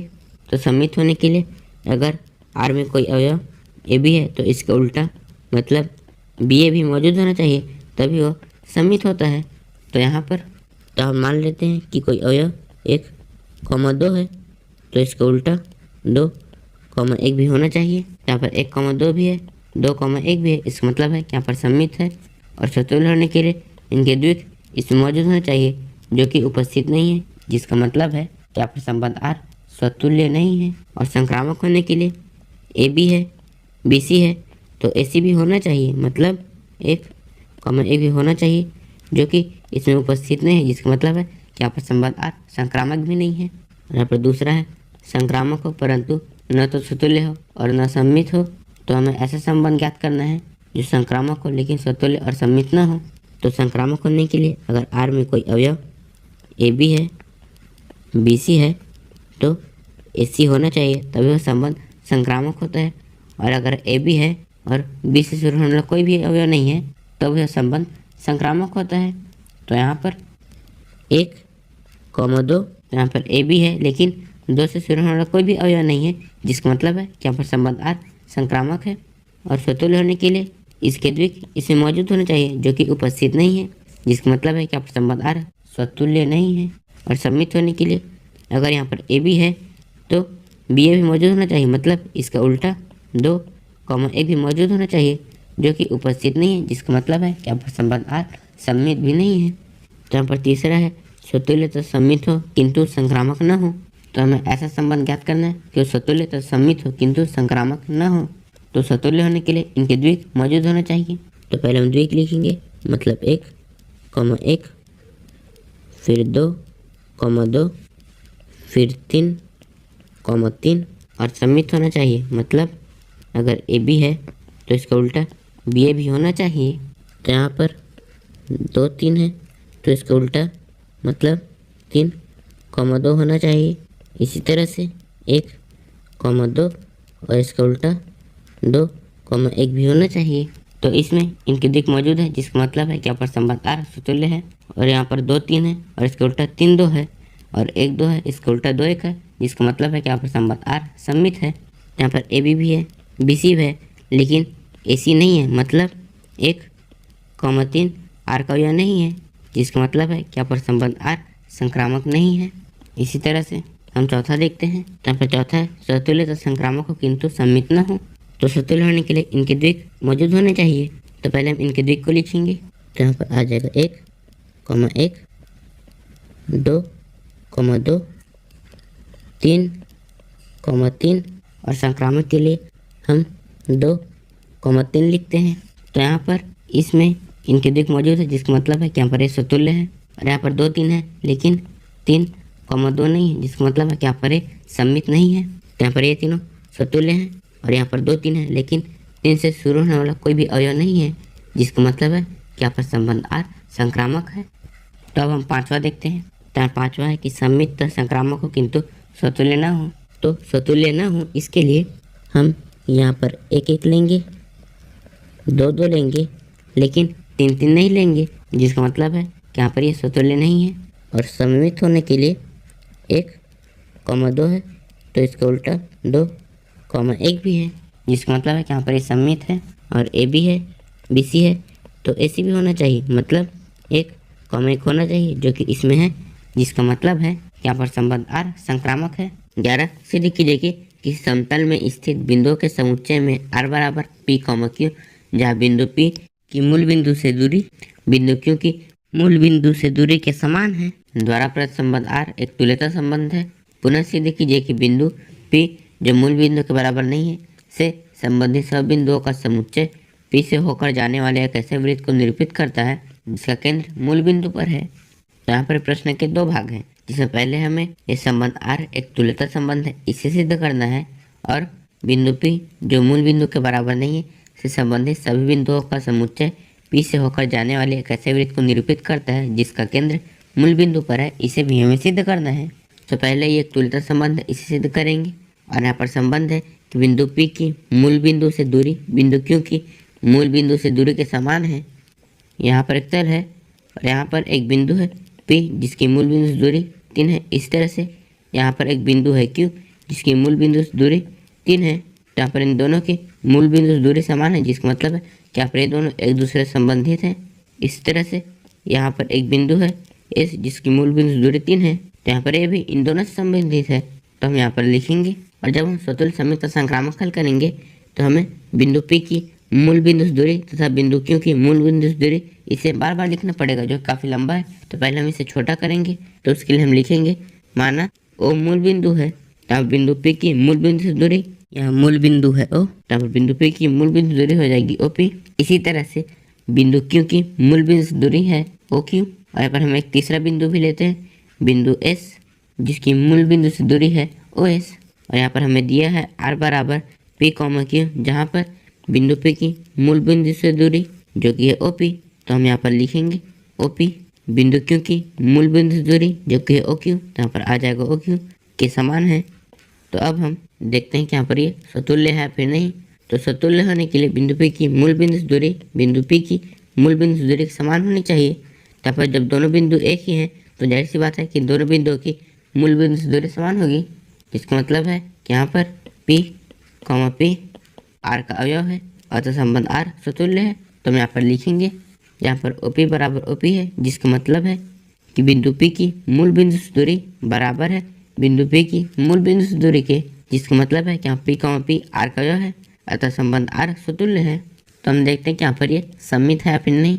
तो हम मानते हैं कि यहाँ P, Q R का अवयव है। तो यहाँ पर इसका मतलब है कि बिंदु P की मूल बिंदु से दूरी बराबर है बिंदु Q की मूल बिंदु से दूरी के। तो यहाँ पर ये दोनों बराबर है, तो इसका उल्टा मतलब बिंदु Q की मूल बिंदु से दूरी बराबर होगी बिंदु P की मूल बिंदु से दूरी के। और यहाँ पर इसका मतलब है कि Q, P R का अवयव है, तो यहाँ PQ भी R का अवयव है, और इसका उल्टा Q, P भी R का अवयव है, जिसका मतलब है कि यहाँ पर संबंध R सममित है। तो हम यहाँ पर लिखेंगे, अतः संबंध R सममित है। तो अब हम देखते हैं कि यहाँ पर ये संक्रामक है या फिर नहीं। तो हम मान लेते हैं कि यहाँ पर P, Q R का अवयव है तथा Q, S भी R का अवयव है। तो यहाँ पर इसका मतलब है कि बिंदु P की मूल बिंदु से दूरी बराबर है बिंदु Q की मूल बिंदु से दूरी की, तथा यहाँ पर इसका मतलब है कि बिंदु Q की मूल बिंदु से दूरी बराबर है बिंदु S की मूल बिंदु से दूरी की। तो यहाँ पर OP बराबर है OQ तथा OQ बराबर है OS। यहाँ पर ये तीनों बराबर है, तो OP OS के बराबर भी होगा। तो हम यहाँ पर लिखेंगे, यहाँ पर बिंदु P की मूल बिंदु से दूरी बराबर है बिंदु S की मूल बिंदु से दूरी के। यहाँ पर इसका मतलब है कि P, S R का अवयव है, तो यहाँ पर PQ भी R का अवयव है, QS भी R का अवयव है, और पी एस भी आर का अवयव है, जिसका मतलब है कि यहाँ पर संबंध आर संक्रामक है। तो हम यहाँ पर लिखेंगे अतः संबंध आर संक्रामक है। तो यहाँ पर हमने सिद्ध कर दिया कि संबंध आर स्वतुल्य, सम्मित और संक्रामक तीनों है, जिसका मतलब है कि यहाँ पर संबंध आर एक तुल्यता संबंध है। तो हम यहाँ पर लिखेंगे चूंकि आर स्वतुल्य, सम्मित और संक्रामक संबंध है, इसलिए आर एक तुल्यता संबंध है। तो अब हम इसका दूसरा भाग हल करेंगे। यहाँ पर दूसरा भाग है, पुनः सिद्ध कीजिए कि बिंदु P मूल बिंदु के बराबर नहीं है, से संबंधित सभी बिंदुओं का समुच्चय P से होकर जाने वाले एक ऐसे वृत्त को निरूपित करता है जिसका केंद्र मूल बिंदु पर है। तो यहाँ पर इसके कहने का मतलब है कि यहाँ पर एक तल है जिसमें एक बिंदु है P और इससे संबंधित यहाँ पर एक बिंदु है जिसकी मूल बिंदु दूरी समान है। इसी तरह से यहाँ पर बिंदु P संबंधित अनंत बिंदु हैं जिनकी मूल बिंदु से दूरी समान है, और जब हम इन बिंदुओं को मिलाते हैं तो हमें एक वृत्त प्राप्त होता है जिसका केंद्र मूल बिंदु है, और उसे हमें सिद्ध करना है। तो यहाँ पर x है जिसमें एक वृत्त है, और यहाँ पर एक बिंदु है P, और यहाँ पर एक बिंदु है Q, और यहाँ पर एक बिंदु है S, और यहाँ पर मूल बिंदु है O। तो अब हम यहाँ पर लिखेंगे बिंदु P से संबंधित सभी अनंत बिंदुओं की मूल बिंदु दूरी समान होगी। यहाँ पर यह बिंदु P और इससे संबंधित अनंत बिंदु हो सकते हैं जिनकी मूल बिंदु से दूरी समान होगी, और किसी निश्चित बिंदु से समान दूरी पर स्थित सभी बिंदुओं का समुच्चय वृत्त कहलाता है। यहाँ पर मूल बिंदु से निश्चित दूरी पर स्थित अनंत बिंदु हो सकते हैं, और यहाँ पर इन बिंदुओं का समुच्चय एक वृत्त कहलाता है। अतः बिंदु P से संबंधित सभी बिंदु एक वृत्त को निरूपित करेंगे जिसका केंद्र मूल बिंदु है। यहाँ पर बिंदु P से संबंधित सभी बिंदु एक वृत्त को निरूपित करते हैं जिसका केंद्र क्या है, एक मूल बिंदु है। तो यहाँ पर हमने सिद्ध कर दिया कि संबंध R एक तुल्यता संबंध है तथा बिंदु P जो मूल बिंदु के बराबर नहीं है से संबंधित सभी बिंदुओं का समुच्चय P से होकर जाने वाले एक ऐसे वृत्त को निरूपित करता है जिसका केंद्र मूल बिंदु पर है। 12 सिद्ध कीजिए कि समस्त त्रिभुजों के समुच्चय A में R बराबर T1, T2 जहाँ T1, T2 के समरूप है। द्वारा परिभाषित संबंध R एक तुल्यता संबंध है। तो हमें त्रिभुजों का समुच्चय जहाँ पर अनंत त्रिभुज हो सकते हैं, और यहाँ पर दो त्रिभुज तभी संबंधित माने जाएंगे जब वो दोनों त्रिभुज समरूप हों। और समरूप होने का मतलब है कि यहाँ पर एक त्रिभुज है ये और दूसरा त्रिभुज है ये, तो यहाँ पर इन दोनों त्रिभुजों का अनुपात बराबर हो, मतलब यहाँ पर ये बटे ये बराबर होगा ये बटे ये बराबर ये बटे ये। मान लेते हैं कि यहाँ पर यह 2, यह 3 और यह 5, तो यहाँ पर यह हो जाएगा 4, ये 6 और ये 10। तो यहाँ पर ये त्रिभुज इसका दुगना है, और यहाँ पर ये बटे ये बराबर होगा ये बटे ये बराबर ये बटे ये। तो यहाँ पर इनके भुजाओं का अनुपात बराबर है, जिसका मतलब है कि यहाँ पर ये समरूप त्रिभुज है। तो हम प्रश्न को आगे पढ़ते हैं। भुजा 3, 4, 5 वाले समकोण त्रिभुज T1, भुजा 5, 12, 13 वाले समकोण त्रिभुज T2 तथा भुजा 6, 8, 10 वाले समकोण त्रिभुज T3 पर विचार कीजिए। T1, T2 और T3 में से कौन से त्रिभुज परस्पर संबंधित है। तो इसमें प्रश्न के दो भाग हैं। पहला, हमें संबंध R को तुल्यता संबंध है ये सिद्ध करना है। दूसरा, यहाँ पर T1, T2 और T3 में से कौन से त्रिभुज परस्पर संबंधित है इसे हमें ज्ञात करना है। दिया है R बराबर T1, T2 जहाँ T1 T2 के समरूप है। तो हम देखते हैं कि यहाँ पर ये स्वतुल्य है फिर नहीं। तो स्वतुल्य होने के लिए T1, T1 समरूप होने चाहिए। यहाँ पर दोनों त्रिभुज जब एक ही हैं तो जाहिर सी बात है कि यहाँ पर दोनों त्रिभुज क्या होंगे, समरूप होंगे, जिसका मतलब है कि यहाँ पर T1, T1 R का अवयव है, अतः संबंध R स्वतुल्य है। तो हम यहाँ पर लिखेंगे T1 के समरूप है, जिसका मतलब है कि यहाँ पर T1, T1 R का अवयव है, अतः संबंध R स्वतुल्य है। तो अब हम देखते हैं कि यहाँ पर ये सममित है या फिर नहीं। तो हम मान लेते हैं कि यहाँ पर T1, T2 R का अवयव है। तो यहाँ पर इसका मतलब है कि T1 T2 के समरूप है। तो यहाँ पर T1 T2 के समरूप है, तो हम इसे इस तरह भी कह सकते हैं कि T2 T1 के समरूप है, जिसका मतलब है कि यहाँ पर T2, T1 R का अवयव है। तो यहाँ पर T1, T2 R का अवयव है, और इसका उल्टा T2, T1 भी R का अवयव है, जिसका मतलब है कि यहाँ पर संबंध R सममित है। तो हम यहाँ पर लिखेंगे अतः संबंध R सममित है। तो अब हम देखते हैं कि यहाँ पर ये संक्रामक है फिर नहीं। तो मान लेते हैं कि यहाँ पर T1, T2 R का अवयव है तथा T2, T3 R का अवयव है। तो यहाँ पर इसका मतलब है कि T1 T2 के समरूप है तथा इसका मतलब है कि यहाँ पर T2 T3 के समरूप है। यहाँ पर T1 समरूप है T2 के, और यहाँ पर एक समरूप का चिन्ह है। इसी तरह से यहाँ पर T2 समरूप है T3 के। तो यहाँ पर ये तीनों जब समरूप है तो T1 भी T3 के समरूप होगा। तो हम यहाँ पर लिखेंगे यहाँ पर T1 T3 के समरूप है, जिसका मतलब है कि यहाँ पर T1, T3 R का अवयव है।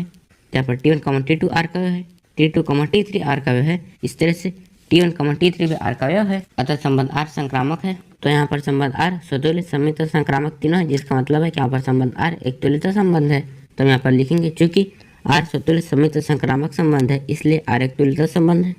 और यहाँ पर दूसरा भाग है जिसमें हमें ज्ञात करना है कि T1, T2 और T3 में से कौन से त्रिभुज परस्पर संबंधित हैं। और यहाँ पर संबंध इस प्रकार है कि दो त्रिभुज समरूप हैं। तो हमें ज्ञात करना है कि यहाँ पर इनमें से कौन से त्रिभुज परस्पर समरूप हैं। और दो त्रिभुज परस्पर समरूप तभी हो सकते हैं जब उनकी भुजाएं का अनुपात आपस में बराबर हो। तो यहाँ पर त्रिभुज T1 की भुजाएं हैं 3, 4, 5, त्रिभुज T2 की भुजाएं 5, 12, 13 और त्रिभुज T3 की भुजाएं 6, 8, 10। तो यहाँ पर त्रिभुज है जिसकी भुजाएं हैं 3, 4, 5, यहाँ पर त्रिभुज है जिसकी भुजाएं हैं 5, 12, 13 और यहाँ पर त्रिभुज है जिसकी भुजाएं हैं 6, 8, 10। जहाँ पर यह है T1, यह है T2 और यह है T3। तो यहाँ पर 3 दूनी 6, 4 दूनी 8, 5 दूनी 10, मतलब यहाँ पर T1 और T3 त्रिभुज समरूप हैं क्योंकि यहाँ पर इनकी भुजाओं का अनुपात क्या है, आपस में बराबर है। तो हम यहाँ पर लिखेंगे केवल T1 और T3 की भुजाओं का अनुपात समान है, मतलब यहाँ पर 3/6 बराबर है 4/8 बराबर 5/10। अतः T1 और T3 समरूप त्रिभुज हैं। 13 सिद्ध कीजिए कि समस्त बहुभुजों के समुच्चय A में R बराबर P1, P2 जहाँ P1 तथा P2 की भुजाओं की संख्या समान है प्रकार से परिभाषित संबंध R एक तुल्यता संबंध है। 3, 4 और 5 लंबाई की भुजाओं वाले समकोण त्रिभुज से संबंधित समुच्चय A के सभी अवयवों का समुच्चय ज्ञात कीजिए। सिद्ध कीजिए कि समस्त बहुभुजों के समुच्चय में, मतलब यहाँ पर बहुभुजों का समुच्चय है तो यहाँ पर त्रिभुज भी एक बहुभुज है, चतुर्भुज भी एक बहुभुज है, पंचभुज भी एक बहुभुज है, षटभुज भी एक बहुभुज है। तो यहाँ पर बहुभुज का मतलब जिनकी बहुत सारी भुजाएं होती है, तो ऐसे तो अनंत हो सकते हैं। और यहाँ पर दो बहुभुज P1 तथा P2 एक दूसरे से संबंधित तभी माने जाते हैं जब P1 तथा P2 की भुजाओं की संख्या क्या है, समान है। तो यहाँ पर त्रिभुज से ही संबंधित माना जाएगा क्योंकि इसमें और इसमें भुजाओं की संख्या समान है। तो हमें इसमें सिद्ध करना है कि अब संबंध R एक तुल्यता संबंध है तथा हमें इसमें 3, 4 और 5 लंबाई की भुजाओं वाले समकोण त्रिभुज संबंधित समुच्चय A के सभी अवयवों का समुच्चय ज्ञात करना है। पहले संबंध R के एक तुल्यता संबंध है, इसे हम हल करेंगे। तो हम यहाँ पर लिखेंगे दिया है R बराबर P1, P2 जहाँ P1 तथा P2 की भुजाओं की संख्या समान है। तो हम देखते हैं कि यहाँ पर ये स्वतुल्य है फिर नहीं। तो स्वतुल्य होने के लिए P1 तथा P1 की भुजाओं की संख्या समान होनी चाहिए। तो फिर P1 और P1 एक ही बहुभुज है तो इनकी भुजाओं की संख्या समान होगी, जिसका मतलब है कि यहाँ पर P1, P1 R का अवयव है, अतः संबंध R स्वतुल्य है। तो हम यहाँ पर लिखेंगे P1 तथा P1 की भुजाओं की संख्या समान है, जिसका मतलब है कि यहाँ पर P1, P1 R का अवयव है, अतः संबंध R स्वतुल्य है। तो अब हम देखते हैं कि यहाँ पर ये सममित है या फिर नहीं।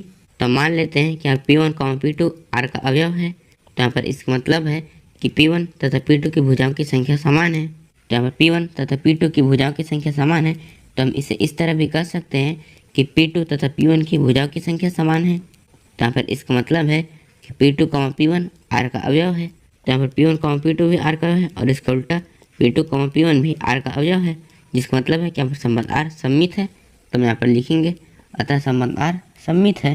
तो हम देखते हैं कि यहाँ पर ये संक्रामक है या फिर नहीं। तो हम मान लेते हैं कि यहाँ P1, P2 R का अवयव है तथा P2, P3 भी R का अवयव है। तो यहाँ पर इसका मतलब है कि P1 तथा P2 की भुजाओं की संख्या समान है तथा इसका मतलब है कि P2 तथा P3 की भुजाओं की संख्या समान है। तो यहाँ पर P1 की भुजाओं की संख्या बराबर है P2 की भुजाओं की संख्या से। इस तरह से P2 की भुजाओं की संख्या बराबर है P3 की भुजाओं की संख्या से। तो यहाँ पर जब ये तीनों बराबर हैं तो P1 की भुजाओं की संख्या P3 के भुजाओं की संख्या के बराबर होगी। तो हम यहाँ पर लिखेंगे P1 तथा P3 की भुजाओं की संख्या समान है। तो यहाँ पर इसका मतलब है कि P1, P3 R का अवयव है। तो यहाँ पर P1, P2 भी R का अवयव है, P2, P3 भी R का अवयव है और P1, P3 भी R का अवयव है, जिसका मतलब है कि यहाँ पर संबंध R संक्रामक है। तो हम यहाँ पर लिखेंगे अतः संबंध R संक्रामक है। तो यहाँ पर हमने सिद्ध कर दिया कि संबंध R स्वतुल्य, समित और संक्रामक तीनों है, जिसका मतलब है कि यहाँ पर संबंध R एक तुल्यता संबंध है। तो हम यहाँ पर लिखेंगे चूँकि R स्वतुल्य, समित और संक्रामक संबंध है, इसलिए R एक तुल्यता संबंध है। और यहाँ पर 3, 4 और 5 लंबाई की भुजाओं वाले समकोण त्रिभुज से संबंधित समुच्चय A के सभी अवयवों का समुच्चय हमें ज्ञात करना है। यहाँ पर संबंध इस प्रकार है कि P1 तथा P2 की भुजाओं की संख्या क्या हो, समान हो। तो यहाँ पर समकोण त्रिभुज समुच्चय A के सभी त्रिभुजों से संबंधित माना जाएगा क्योंकि समकोण त्रिभुज और त्रिभुज में भुजाओं की संख्या क्या है, समान है। भले ही उनकी भुजाओं की लंबाई अलग हो, लेकिन उनकी भुजाओं की संख्या समान होनी चाहिए, तभी दो बहुभुज एक दूसरे से संबंधित माने जाते हैं। तो हम यहाँ पर लिखेंगे समुच्चय ए के सभी त्रिभुजों का समुच्चय भुजाओं 3, 4 और 5 वाले समकोण त्रिभुज से संबंधित होगा। 14 मान लीजिए कि XY तल में स्थित समस्त रेखाओं का समुच्चय L है और L में R बराबर L1, L2, जहाँ L1 समांतर है L2 के द्वारा परिभाषित संबंध R है। सिद्ध कीजिए कि R एक तुल्यता संबंध है। रेखा y बराबर 2x धन 4 से संबंधित समस्त रेखाओं का समुच्चय ज्ञात कीजिए।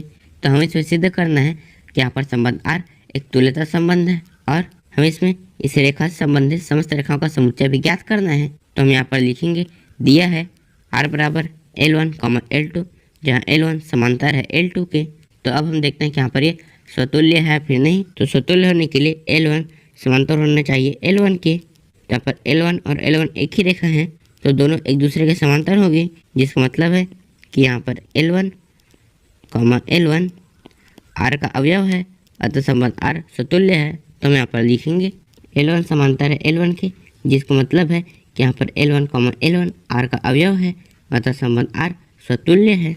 तो यहाँ पर हम देखते हैं कि ये सममित है फिर नहीं। तो हम मान लेते हैं कि यहाँ पर L1, L2 R का अवयव है। तो यहाँ पर इसका मतलब है कि L1 समांतर है L2 के। तो यहाँ पर L1 L2 के समांतर है, तो हम इसे इस तरह भी कह सकते हैं कि L2 L1 के समांतर है। तो यहाँ पर इसका मतलब है कि L2, L1 R का अवयव है। तो यहाँ पर L1, L2 भी R का अवयव है और L2, L1 भी R का अवयव है, जिसका मतलब है कि यहाँ पर संबंध R सममित है। तो हम यहाँ पर लिखेंगे अतः संबंध R सममित है। तो हम देखते हैं कि यहाँ पर ये संक्रामक है या फिर नहीं। तो हम मान लेते हैं कि यहाँ पर L1, L2 R का अवयव है तथा L2, L3 भी R का अवयव है।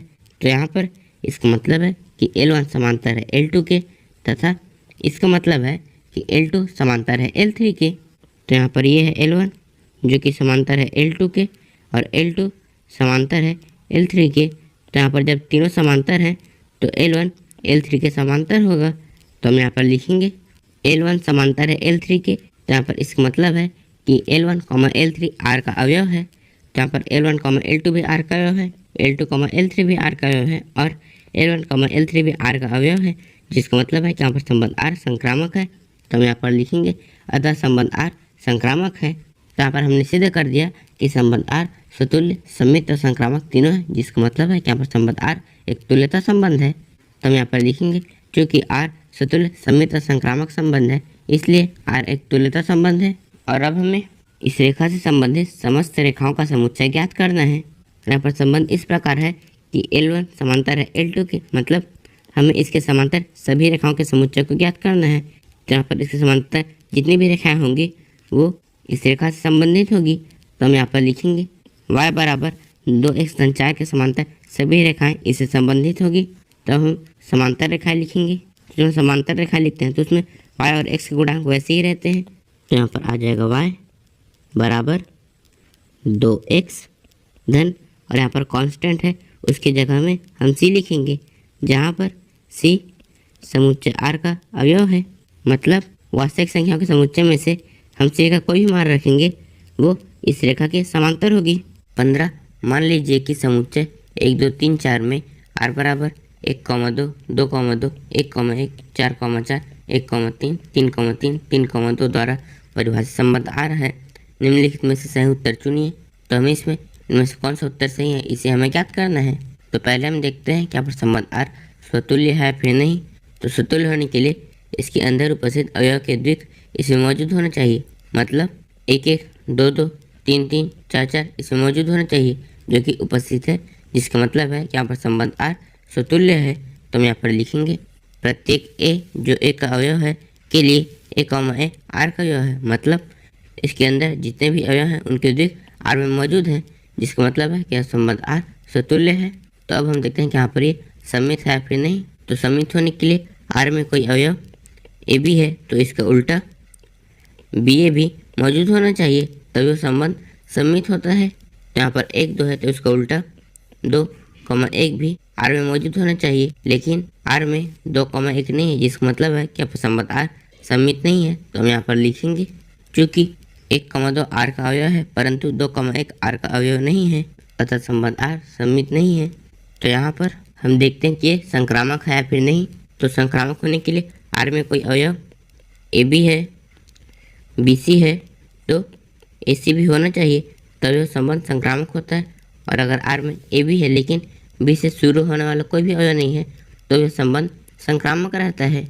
और यहाँ पर ये स्वतुल्य है और यहाँ पर 1, 2 है लेकिन इसमें 2 से शुरू होने वाला कोई भी अवयव नहीं है, जिसका मतलब है कि यहाँ पर 1,2 संक्रामक है। इसी तरह से यहाँ पर 1,3 है और 3 से शुरू होने वाला 3,2, तो इसमें 1,2 भी होना चाहिए जो कि उपस्थित है, जिसका मतलब है कि यहाँ पर ये संक्रामक है। और यहाँ पर 3,2 है लेकिन 2 से शुरू होने वाला कोई भी अवयव नहीं है, जिसका मतलब है कि यहाँ पर ये भी संक्रामक है। तो यहाँ पर संबंध आर संक्रामक है, तो हम यहाँ पर लिखेंगे प्रत्येक ए बी आर का अवयव है तथा बी सी आर का अवयव है के लिए ए सी आर का अवयव है, अतः संबंध आर संक्रामक है। तब संबंध आर स्वतुल्य है, संक्रामक है किंतु सममित नहीं है, इसलिए यहाँ पर हमारा सही उत्तर है बी 16। मान लीजिए कि समुच्चय n में r बराबर a, b जहाँ a बराबर b-2 और b का मान 6 से बड़ा है द्वारा प्रदत्त संबंध r है। निम्नलिखित में से सही उत्तर चुनिए। तो यहाँ पर समुच्चय n मतलब प्राकृतिक संख्याओं का समुच्चय है, जहाँ पर संबंध इस प्रकार है कि a b से 2 छोटा है और b का मान 6 से बड़ा है।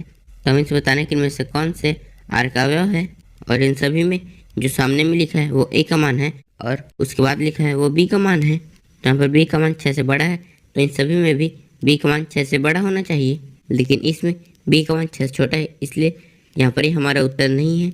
और इनमें b का मान 6 से बड़ा है और यहाँ पर a का मान b से 2 छोटा होना चाहिए, तो इसमें a का मान b से 5 छोटा है, इसलिए यहाँ पर ये हमारा उत्तर नहीं है। इसमें a का मान b से 1 बड़ा है, इसलिए यहाँ पर ये भी हमारा उत्तर नहीं है। इसमें a का मान b से 2 छोटा है और यहाँ पर b का मान भी 6 से बड़ा है, इसलिए यहाँ पर हमारा सही उत्तर है सी। ऐसी वीडियोस के लिए चैनल को सब्सक्राइब जरूर करें। धन्यवाद।